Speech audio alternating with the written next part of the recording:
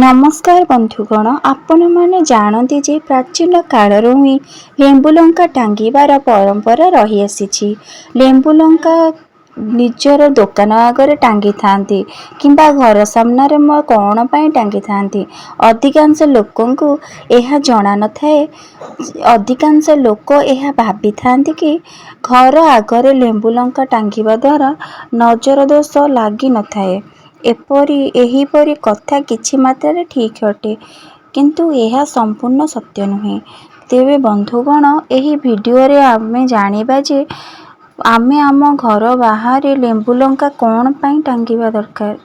यह संपूर्ण सत्य नुहे। तेबे बंधुगण, आमे ए वीडियो रे जानिबा जे आमे आम घर बाहर लेंबु लंका कौन पाई टांगिबा दरकार एवं लेंबु लंका टांगिबा द्वारा आमर कौन फायदा मिली थाए।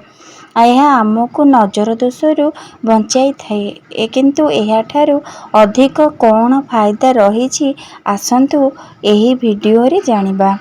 तेबे बंधुगण, वीडियोटी को शेष पर्यंत निश्चिंत देखंतु। आजिर यह वीडियो देखिला परे आपण घर बाहर लेंबु लंका निश्चय टांगिबे। हेले आपनको केउं प्रकारर लेंबु लंका टांगिले आपणकर शुभ फल मिली थाए मु आपणको एही वीडियो रे जणैबी।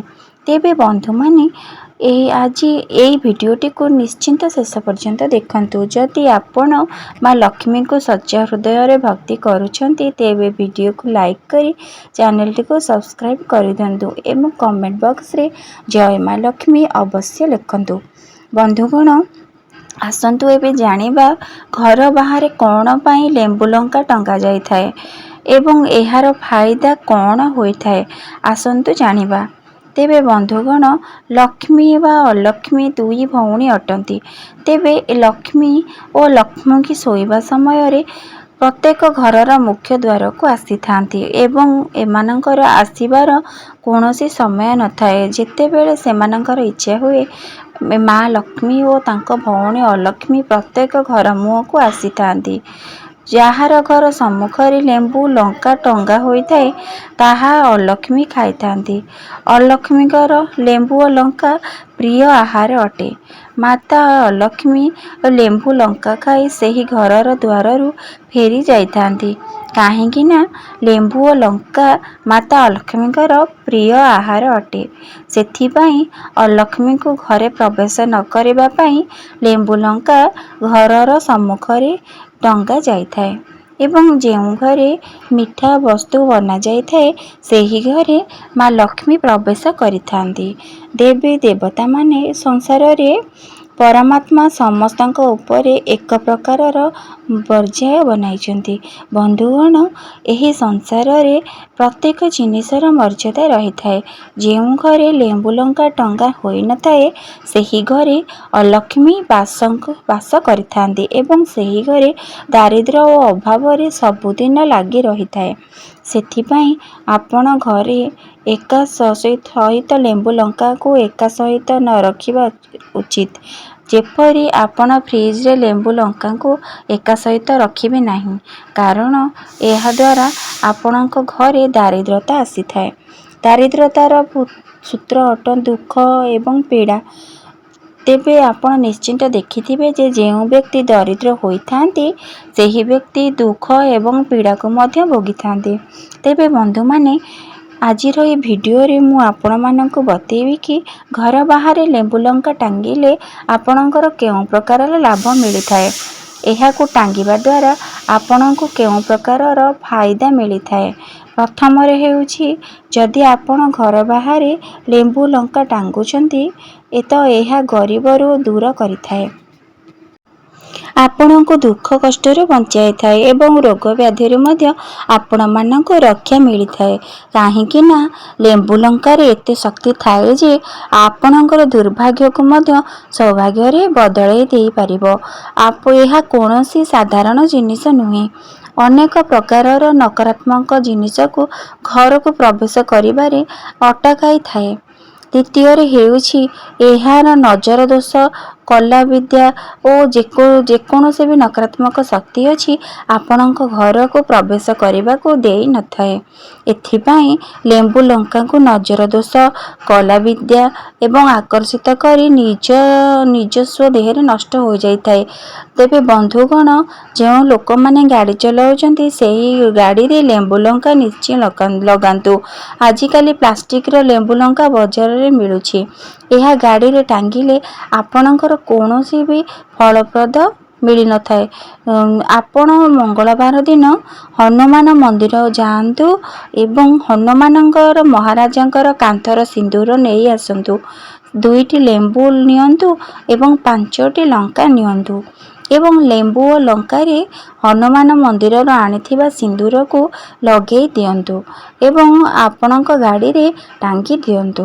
ଦେଖିବେ ଆପଣଙ୍କର ଗାଡ଼ିଟି ନକାରାତ୍ମକ ଶକ୍ତିରୁ ବଞ୍ଚିତ ହେବ ଏବଂ ଗାଡ଼ିଟି ସୁରୁଖୁରୁରେ ଚାଲିବ। ଆଜୀବନ ପର୍ଯ୍ୟନ୍ତ ଗାଡ଼ିର କେବେ ହେଲେ ମଧ୍ୟ ଅସୁବିଧା ହେବ ନାହିଁ। ଆପଣ ଯେତେବେଳେ ରାତ୍ରିରେ ଯିବା ଆସିବା କରିବେ ଏହି ଲେମ୍ବୁ ଲଙ୍କା ଆପଣଙ୍କୁ ସୁରକ୍ଷା ପ୍ରଦାନ କରିବ। ଚତୁର୍ଥଟି ହେଉଛି ପିଲାମାନଙ୍କୁ ଯଦି ଅଧିକ ନଜର ଦୋଷ ଲାଗିଥାଏ, ଯେଉଁ ଘରେ ନଜର ଲାଗିଥାଏ ସେଠାରେ ଟାଙ୍ଗିବା ଦ୍ୱାରା ଘରେ କଳା ଯାଦୁ, ତନ୍ତ୍ରମନ୍ତ୍ର ଶକ୍ତିକୁ ପ୍ରବେଶ କରିବାକୁ ଦେଇନଥାଏ। ନକାରାତ୍ମକ ଶକ୍ତିକୁ ସ୍ୱୟଂ ନିଜ ଆଡ଼କୁ ଆକର୍ଷିତ କରିଥାଏ ଏବଂ ଘରେ କରାଯାଇଥିବା ତନ୍ତ୍ରବିଦ୍ୟା ତାହା ମଧ୍ୟ ଦୂର କରିଦେଇଥାଏ। ଆପଣଙ୍କ ଘରେ କରାଯାଇଥିବା ଗୁଣି ଗାରେଡ଼ି ଆଦି ଦୂର ହୋଇଯାଇଥାଏ। ପଞ୍ଚମଟି ହେଲା ଲେମ୍ବୁ ଲଙ୍କା ଘର ବାହାରେ ଟାଙ୍ଗିବା ଦ୍ୱାରା ଲୋକମାନେ ଡରି ଯାଇଥାନ୍ତି। ଲୋକମାନେ ଜୋତା ଚପଲ ପିନ୍ଧି ଆପଣଙ୍କ ଘରକୁ ପ୍ରବେଶ କରିଥାନ୍ତି ଏବଂ ଲେମ୍ବୁ ଲଙ୍କା ଘର ବାହାରେ ଟାଙ୍ଗିବା ଦ୍ୱାରା ଲୋକମାନେ ଡରିଥାନ୍ତି। ଯେଉଁ ବ୍ୟକ୍ତି ଜୋତା ଚପଲ ପିନ୍ଧି ଘରକୁ ଆସିଛନ୍ତି ସେହି ଜୋତା ପିନ୍ଧି ଲୋକମାନେ କେଉଁଠୁ ଆସିଥାନ୍ତି ତାହାର ଭଲ ଓ ଖରାପ କର୍ମ ସେହି ଜୋତା ଚପଲରେ ହିଁ ରହିଥାଏ। ଏଥିପାଇଁ ଘର ବାହାରେ ଯଦି ଆପଣ ଲେମ୍ବୁ ଲଙ୍କା ଟାଙ୍ଗୁଛନ୍ତି, ଯେକୌଣସି ବ୍ୟକ୍ତି ଆପଣଙ୍କ ଘର ଭିତରକୁ ଯିବାକୁ ଡରିଥାଏ ଏବଂ ଏହାଦ୍ୱାରା ଆପଣଙ୍କର ଘରେ ନକାରାତ୍ମକ ଶକ୍ତି ପ୍ରବେଶ କରିନଥାଏ। ଆପଣମାନେ ନିଶ୍ଚୟ ଦେଖିଥିବେ ସନ୍ଥ ମହାତ୍ମାମାନେ ପାଖକୁ ଯାଉଥିବେ ଯେ ସନ୍ଥ ମହାତ୍ମାମାନଙ୍କ ପାଖକୁ ସେମାନେ କହୁଥିବେ କି ଆପଣମାନଙ୍କର ଶନି ଚାଲୁଅଛି, ଆପଣ ଦାନ ନିଶ୍ଚିନ୍ତ କରନ୍ତୁ, ଜୋତାର ଦାନ। କିନ୍ତୁ ଯେଉଁ ବ୍ୟକ୍ତିର ଜୋତାରେ ସେଇ ଜୋତାରେ ହିଁ କୁକର୍ମ ରହିଥାଏ। କାହାର ଜୋତା ଚପଲ ପିନ୍ଧିବା ଉଚିତ ନୁହେଁ। ଯେଉଁ ଲୋକ ନିଜର ଘର ବାହାରେ ଲେମ୍ବୁ ଲଙ୍କା ଟାଙ୍ଗିଥାନ୍ତି, ଦୋକାନ ଆଗରେ ଟାଙ୍ଗିଥାନ୍ତି, ସେହା ପିତୃଦୋଷରୁ ମଧ୍ୟ ବଞ୍ଚାଇଥାଏ। ବାସ୍ତୁ ଦୋଷରୁ ମଧ୍ୟ ଏହି ଲେମ୍ବୁ ଲଙ୍କା ଆପଣମାନଙ୍କୁ ବଞ୍ଚାଇଥାଏ ଏବଂ କଳି ଝଗଡ଼ା ଠାରୁ ମଧ୍ୟ ଏହି ଲେମ୍ବୁ ଲଙ୍କା ଆପଣମାନଙ୍କୁ ସୁରକ୍ଷା ପ୍ରଦାନ କରିଥାଏ। ଯାହାର ଘରେ ବହୁତ ବେଶୀ କଳି ଝଗଡ଼ା ଲାଗିଥାଏ, ଯେଉଁ ଘରେ ପିତୃଦୋଷ ଲାଗିଥାଏ, ଯାହାର କାର୍ଯ୍ୟାଳୟରେ ବାସ୍ତୁଦୋଷ ଲାଗିଥାଏ, ଏମିତି ବ୍ୟକ୍ତିମାନଙ୍କର ଉନ୍ନତି ହୋଇପାରିନଥାଏ। ତେବେ ବନ୍ଧୁଗଣ, ଯଦି କାର୍ଯ୍ୟାଳୟରେ, ଦୋକାନରେ କିମ୍ବା ଘରେ ଲେମ୍ବୁ ଲଙ୍କା ନିଶ୍ଚିନ୍ତ ଲଗାନ୍ତୁ। ଏହାଦ୍ୱାରା ଆପଣଙ୍କର ବାଣିଜ୍ୟ ବେପାରରେ ଉନ୍ନତି ଦେଖାଦେଇଥାଏ। ତେବେ ବନ୍ଧୁଗଣ, ଆସନ୍ତୁ ଜାଣିବା ଏହାର ଶେଷ ଫାଇଦା ଓ ଏହାର ସିଦ୍ଧି କରିବାର ପ୍ରକ୍ରିୟା ଜଣାଇବି। ଏହା ଘରେ ରୋଗ ବ୍ୟାଧିକୁ ପ୍ରବେଶ କରିବାକୁ ଦେଇନଥାଏ। ଯେଉଁମାନଙ୍କର ଘରେ ସର୍ବଦା କାହାକୁ ନା କାହାକୁ ରୋଗ ଲାଗି ରହୁଛି, ବାସ୍ତବରେ ଏମିତି କ'ଣ ପାଇଁ ହୋଇଥାଏ? କାହିଁକି ନା ଆପଣ ଆପଣଙ୍କର ଘରେ କୌଣସି ବି ଉପାୟ କରୁନାହାନ୍ତି। ତେବେ ଆପଣଙ୍କ ଘରେ ରୋଗ ସହଜରେ ପ୍ରବେଶ କରିଥାଏ। ଯେଉଁ ଘରର ବାହାରେ ଲେମ୍ବୁ ଲଙ୍କା ଟଙ୍ଗା ହୋଇଥାଏ, ସେହି ଘରେ ରୋଗ ବ୍ୟାଧି ପ୍ରବେଶ କରିନଥାଏ। ଏହି ଲେମ୍ବୁ ଲଙ୍କା ତାହାକୁ ରୋକି ଦେଇଥାଏ। ଏହା ଲକ୍ଷ୍ମଣ ରେଖା ପରି କାମ କରିଥାଏ।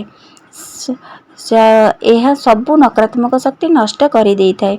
ଘରେ ରୋଗ ବ୍ୟାଧି ପୁରାଇ ନଥାଏ। ତେବେ ବନ୍ଧୁଗଣ, ଆପଣଙ୍କ ଘର ବାହାରେ ଲେମ୍ବୁ ଲଙ୍କା ଟାଙ୍ଗି ଦିଅନ୍ତୁ।